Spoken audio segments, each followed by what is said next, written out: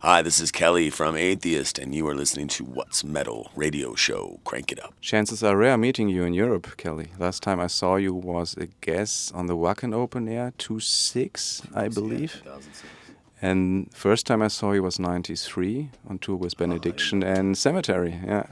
How come that you are in Europe this year? Because there is no new album, there's kind of no promotion. Tell us what brings you over to Europe. Yeah, it's a 30th anniversary of, because of COVID, we weren't able to celebrate the 30th of Piece of Time or Unquestionable Presence.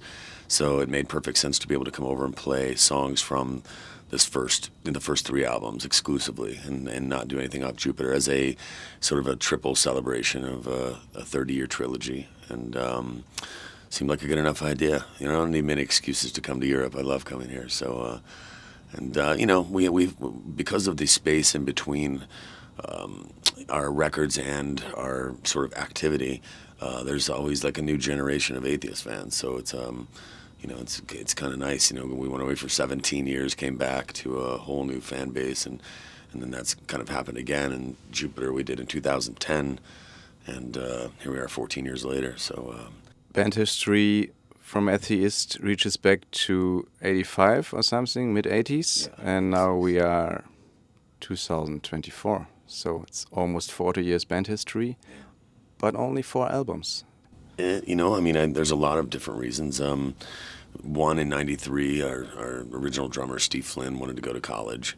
And so right before '93, after the Unquestionable Presence tour, and after Roger died, our bass player. And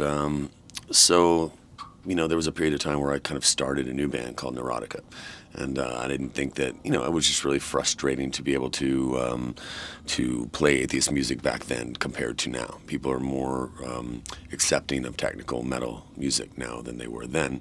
So it just seemed like maybe it wasn't going to be a good idea. So we just took a break and then obviously came back. And then, I don't know, it just kind of happens that way. We just, I love writing music and have a lot of music. It's just business-wise, it's just been kind of difficult. There's always something that comes up that puts years in between the record, and so we're kind of like the Tool of death metal. Put out a record every 10 years. So how is it for you as a musician? Isn't it difficult to just save things and not to release things? Well, I didn't until 2020. I didn't have a home studio recording setup, so unless I had a band to work with, and everybody was living in different parts of the country, I wasn't able to write music the way that we need to write with Atheist, where everybody's sitting in the room together, and it's a process. So that process wasn't available to me. So once I got the studio set up, I started writing a bunch of the drums and the guitars and everything, so that way I could present ideas. If we fly into wherever it is that we want to rehearse or write at, I can bring these complete ideas and then just execute them. So it was just a different process than it used to be when we were kids. We all lived in the same town. We were able to rehearse every day and write, and so that process is hard to duplicate in your 50s. And now the new guys are all, one's in San Diego, one's in Phoenix, 2 are in Boston, I'm in Florida, so it's difficult. But we got together not too long ago and wrote the first 3 songs for a new album with this lineup, and it's exciting. So it's No, not everybody knows that you're also playing guitar and responsible for songwriting for at least first 3 albums. I'm not sure if you're songwriting Jupiter. Yeah. Every single atheist song has my guitar influence on it and riffs and stuff. I've always been a prolific writer. I write a lot of stuff, so yeah, Jupiter. But I like to collaborate with other great musicians as well, so that's what makes the records a little different each time, I think. And then Till the Dirt is obviously my new band, and that I wrote all the guitar stuff on that. But I just don't play live on stage anymore. It's for one, I have a real issue with my thumb, and that I've had for a long time. So standing up and playing and singing just really crushes my thumb. It hurts. You're left-handed. Yeah, and so I can sit down all day and play, but I don't want to sit on stage and play. So I just decided a long time ago I'll just do that, and then I'm content with the ego. I know that some people want to be the guitar player. It's not a thing for me. I don't need to be. I'm happy just to be up front, having fun. It's much easier. You're a good frontman, you know that. Going back in time, maybe to the start, a little bit nerdy question. When did you decide to change your band name from Ravage, which is an acronym, to ATHEIST? Well, it started as Ravage, and then once we found out there was another band called Ravage that was kind of like an 80s hair metal band, we definitely didn't want to be associated with that, so we made it an acronym, Raging Atheist, Vowing a Gory End, and obviously that was too long and too cheesy, so I just was like, how about Atheist? That's a powerful, it's a fucking denomination, so I mean, how bad can that be? So that was it, and we drew up the logo and off we went. In retrospect, probably not the most marketable name in the world to have, but it's metal, so there's worse. Looking on the 3 albums you will present tonight, would you say that the Unquestionable Presence is like the opus magnum for ATHEIST? How would you characterize the 3 outputs? It depends on which part of the world we're in. In Eastern Europe, Elements is king. And people have sort of different musical, they have a wider variety of acceptance of Latin jazz and, and the weird things that are on that album. Obviously, it's not a really fast double bass album, but it's very metal. It's just very unique. And over the years, we haven't played many of those songs live. So with this new lineup, we're playing half the album. So it's really exciting, and it translates really great live. A lot better even than I thought it would. I thought maybe it might be a little too mid-paced, but it's epic as shit. It just sounds like when it's played correctly, it's especially after listening to the production on that album, which isn't, it was the first digital album that we ever did, so I'm just not really, really happy with the way that sounds. But in 21st century live stage sound, those songs come alive in a different way. So, I'm excited about that. But Unquestionable Presence is that's top to bottom. There's not a bad second on that record, in my opinion. I love everything it's on, and I can't say that about the other 2. Piece of Time is, I love the record, but there's a couple songs in it that I don't ever care to play live. And the same with Elements. There's a couple songs like the guys want to play the song Earth. I don't really, I don't like the song Earth, and so we ended up not playing it, but we play all the good ones, So that's it. You said before, unfortunately, Roger passed away very early. He passed away after release of Unquestionable Presence? No, right before. Right before. So. Yeah, he had written, we had almost the whole album done, and then we went on tour, and then we were going to come back and record that. And of course he passed, and then so we brought Tony Choi in and used the demos, and Tony played Roger's bass lines that were already written. And then he helped us finish the last song, Tony Choi did, and then that was it.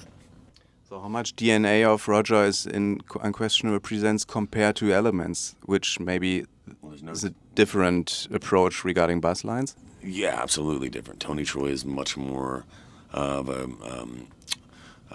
rhythmic, all that Latin influence. Obviously, a lot of it came from Tony. So, yeah, Roger was a more power type player, like just traditional metal. Punk rock, he was really into and stuff like that, and very aggressive. Tony was a little more finesse, and so 2 different styles. So it was, Tony did a great job in emulating Roger's lines. The only difference really is just in the power, the attack. Like Roger attacked bass like nobody else, and but so on Elements, that's pretty much. We had no time to write that, and so there was no time to think about it or anything. We just wrote and recorded the whole thing in 40 days. And it was the coolest 40 days I've ever spent. I look back and I don't know how all that stuff came together. And the song Mineral, for instance, was written less than 20. Well, the recording on the album is less than 24 hours old. So we wrote the song the day before. Didn't really have time to let it ingest like you normally do when you write a song. Play it out, play it for some people, things like that. There was no time, so we rolled tape on that the next afternoon, so it was maybe 18 hours old, that version that you hear on the album. So, and that's still in our live set today, so that's kind of cool. Maybe it sounds pathetic, but I thought about the death of Roger somehow can be compared maybe to the passing of Cliff Burton of Metallica, because They both died in a very early phase of the band, but in an important period. Yeah, 100%. I think they were both two very important bass players to their individual, Cliff to thrash metal and Roger to, to early progressive death metal. Both architects, I think, in each of those genres of music. And so I can't imagine, we lost him at 22 years old. I mean, he was just getting started, and so the world would have been his. He would have been just an incredible writer, and he was a good person. And it was just there's so many shitty people in the world that don't deserve to be here, and it sucks when you lose good ones like Cliff and Roger. But yeah, very similar circumstances and very similar influence that both of those guys have carried since their passing. So that makes me happy, at least, that people, every single show, every single time we go on tour, people mention Roger, and we'll never, ever let him sort of be forgotten. So I hope that happens when I'm gone. I hope that people keep my name alive, You auditioned to join Velvet Revolver, is it right? And how did that come together? And yeah, well, so the Velvet Revolver thing came about when I was just reading Blabbermouth one day, and Slash was putting a band together, and he was saying that he didn't think there were any real rock singers around anymore. And I kind of took offense to that, so I called my manager, and I was like, hey, Neurotic had just, stopped, we dissipated after Ozfest, we broke up, and I didn't know which direction I was going to go in, but I said, let's send the album out there. So we did, and Slash called like 3 days later and said, come to LA. And, actually first he sent me 3 songs, him and Duff, and they said they had 36 songs written. At that time it was just called The Project. And so I got this package from Saul Hudson, fucking Slash, and I was like, all right, here we go. So I listened to it, and I went in the studio and wrote my stuff and sent it back. And Duff and Slash called me on a conference call, said they loved it, and come to LA. So I went to LA, and I jammed with them for 2 days. And then on the third day, I went in the studio with them, and we did another song that I guess they had worked on with Izzy. And it was right at the point where Izzy was bailing. Like, he was in it for a minute, and then he decided he just didn't want to deal with it. He wanted to kind of, for whatever reason, not be. I don't know what happened with Izzy Stradlin, but whatever it was, he's just kind of a loner, I guess. So, long story short, I left LA feeling like I had a pretty good chance of getting the gig, and Rolling Stone ran an article about, Scott Weiland, myself, Travis Meeks from Days of the New, and Sebastian Bach. To lose the gig to Scott Weiland is okay with me. You know what I mean? For me, I was just a death metal kid. There felt like I was pulling a fast one, because they didn't know anything about my history with Atheist or extreme metal. Okay. So, and I never told them, and so it was a great experience for me. Sort of always being in the underground and doing something like that, and it's the best audition I never got. Talking about Cynic, I'm not sure, but I guess you're quite of a coach or mentor. You have been to Paul and Cynic back in the days. Is this right, or how is your relationship to those guys? Yeah, it started off. I met them when Steve was going to leave and go to college.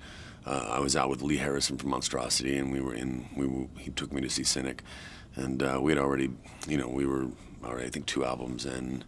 I'm not sure the time. Yeah, it was like right around that time that we were trying to figure out what we were going to do. And then I ran into them, and I just thought they were amazing. And it was the first band that I saw that was kind of from the same spirit as us. And I asked them if they had some money to make a demo, and they did. So I hooked them up with Scott Burns, and we went up and did the Cruel Gentility demo. And I did some vocals on it as well.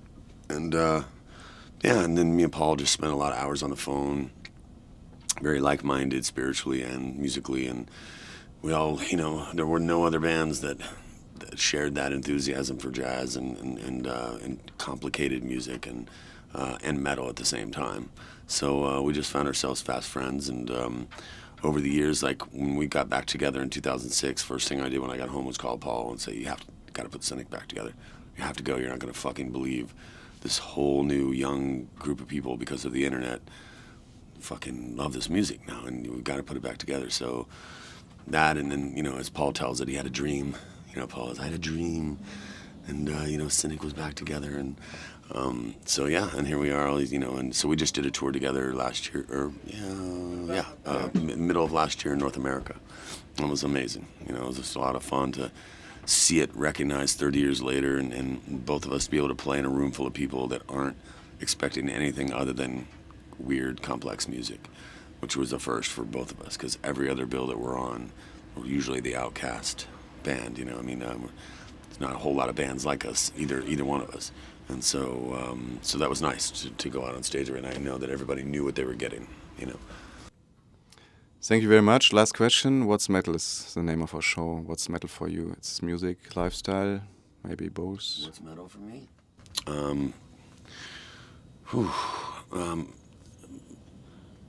Musically, violence, but with kindness. It's like a violent kindness, There's also a humbleness to metal, I think, that's really important, that a lot of people don't recognize. Being on a tour like we're on right now, 23 people on a bus, we all look a particular way, but everybody is just as sweet as they can. There's this misconception about metal and the people that play it. That's another thing that's metal, is the camaraderie. It's a lot like a sport team.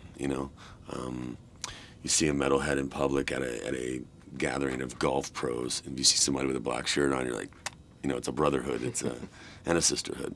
So that's metal to me.